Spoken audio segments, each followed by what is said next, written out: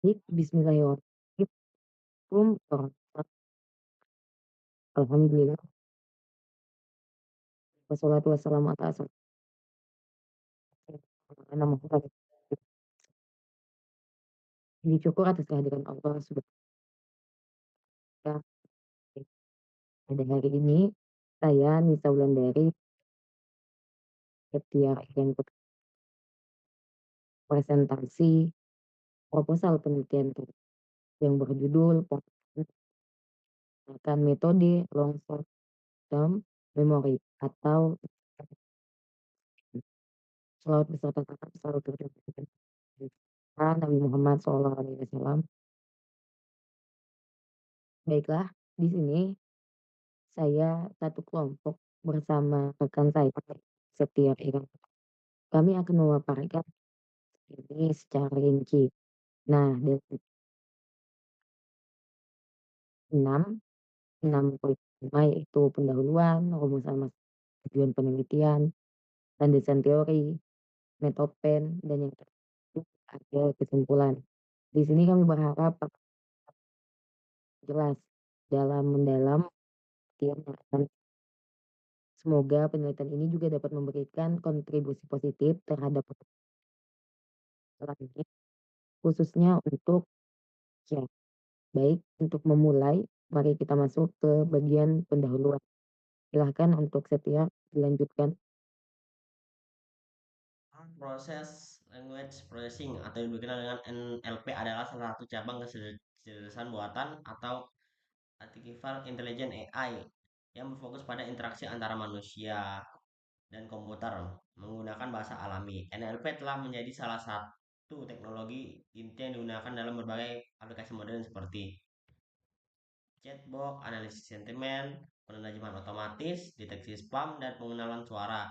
Namun, NLP memiliki tantangan besar. Bahasa manusia sangat kompleks. Setiap kata memiliki konteks dan makna yang tidak selalu dapat dipahami dengan pendekatan sederhana. Metode tradisional seperti back of words atau metode berbasis probabilistik seringkali tidak mampu menangkap hubungan temporal dan konteks agar kata dengan baik. Inilah yang mendorong munculnya kebutuhan akan pendekatan yang lebih canggih. Disinilah peran long short term memory atau disingkat dengan LSTM, varian dari recurrent neural network yang dirancang untuk si masalah vanishing gradient. Nah, LSTM ini memiliki mekanisme yang unik yang memungkinkan dengan jangka waktu yang panjang. Dengan kemampuan ini, LSTM menjadi sangat efektif untuk data sekuensial seperti teks atau ucapan. Penelitian kami bertujuan untuk mengeksplorasi penerapan LSTM NLP seperti analisis sentimen, penerjemahan otomatis, pembuatan chatbot. Dengan penelitian ini kami juga dapat berharap dan dapat mengatasi tantangan NLP khususnya dalam konteks bahasa Indonesia. Di sini ada rumusan masalah dan tujuan penelitian. Setelah memahami tantangan potensi dari LSTP, kami merumuskan beberapa pertanyaan di dalam sebuah penelitian. Di sini ada 3. Yang pertama itu, bagaimana kinerja LSTM dalam menangani tugas NLP, khususnya untuk bahasa Indonesia. Kemudian yang kedua, itu apa saja tantangan dalam penerapan teks berbahasa Indonesia. Dan yang terakhir, bagaimana cara mengoptimalkan arsitektur LSTM meningkatkan kinerja dalam berbagai aplikasi NLP.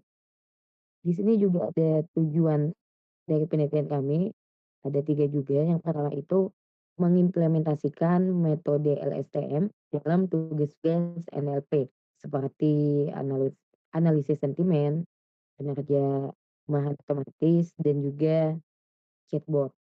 Yang kedua itu menganalisis kinerja LSTM termasuk kelebihan dan kekurangannya. Dan yang ketiga menemukan cara untuk mengoptimalkan penggunaan LSTM agar lebih akurat dan efisien. Penelitian ini tidak hanya memberikan wawasan teoritis tentang LSTM, tapi juga diharapkan mampu memberikan kontribusi nyata dalam pengembangan teknologi berbasis NLP, terutama dalam mendukung pemrosesan bahasa Indonesia yang lebih efektif.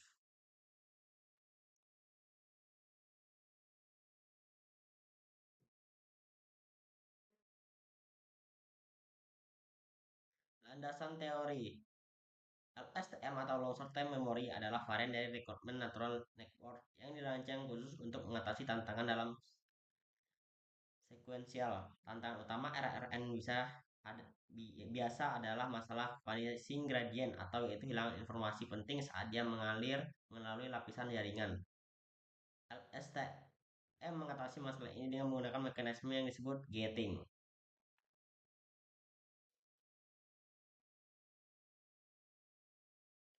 Komponen utama dalam LSTM adalah yang pertama forget get. Komponen ini menentukan informasi makna dari kata sebelumnya yang perlu dilupakan. Yang kedua Hmm. input get. Komponen ini memiliki informasi baru yang akan disimpan ke dalam memori. Yang ketiga output get. Komponen ini menghasilkan keluaran berdasarkan memori yang ada saat ini. Dengan mekanisme ini, LSTM mampu menyimpan informasi yang panjang dan memahami konteks yang lebih kompleks dalam data sekuensial. Selain itu, LSTM sering dikombinasikan dengan teknik modern seperti attention mechanics dan model embedded kata seperti word to face atau glove untuk meningkatkan performa. Nah, dalam aplikasi NLP, LSTM telah terbukti sangat efektif untuk tugas seperti analisis sentimen, penerjemahan bahasa, dan juga chatbot. Kemampuan dalam memahami konteks antar kata menjadikan LSTM menjadi salah satu metode yang paling andal dalam NLP. Untuk di bagian metodologi penelitian selanjutnya, yaitu tentang pendekatan yang kami gunakan dalam eksperimen.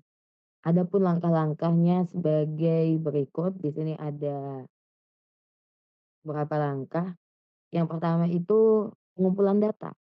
Nah, pengumpulan data ini meliputi 3 juga. Yang pertama itu IMDb review atau itu untuk analisis sentimen. Kemudian yang kedua itu WMT dataset. Ini untuk penerjemahan bahasa dan yang ketiga itu Cornell Movie Dialogues dataset. Itu untuk chatbot. Dataset ini dipilih karena kerumitannya sesuai untuk menguji kemampuan LSTM. Kemudian untuk langkah yang kedua dalam Metopen yang kami lakukan yaitu pre-processing data. Data akan melalui tahapan 4, ada 4 tahapan di sini, yaitu tokenisasi yang pertama untuk memecah teks menjadi kata atau subkata. Yang kedua, lower casing. Ini untuk mengubah semua teks menjadi huruf kecil atau konsistensi. Yang ketiga ada stop word removal. Ini untuk menghapus kata-kata seperti dan, atau. Dan yang terakhir itu representasi vektor. Ini fungsinya untuk mengubah A menjadi vektor numerik dengan quote dua face atau glove. Untuk langkah yang ketiga itu akan dilanjutkan oleh Asep. Baiklah, langkah ketiga itu desain model LSTM yang meliputi beberapa latihan itu seperti input layer, embedding layer, LSM layer, dan density layer untuk menghasilkan prediksi. Parameter utama yang kami gunakan yaitu ukuran batch 64, jumlah epoch 20, dan optimizer yaitu Adam. Kemudian yang keempat yaitu pelantikan model. Data yang dibagi menjadi 80% untuk pengalantikan dan 20% untuk validasi. Selama pelatihan kami akan memantau metrik seperti akurasi presisi dan F1 score. Kemudian langkah kelima yaitu evaluasi model. Evaluasi akan dilakukan menggunakan matriks seperti Convince Matrix untuk analisis sentimen, Blue Score untuk penerjemah bahasa, dan evaluasi manual untuk checkbox berdasarkan relevansi atau koherensi respons. Selain itu, kami menggunakan perangkat keras seperti GPU NVIDIA untuk proses pelatihan, serta framework seperti TensorFlow dan keras untuk membangun model. Kami juga menerapkan validasi scaffold untuk memastikan model tidak overfitting atau underfitting.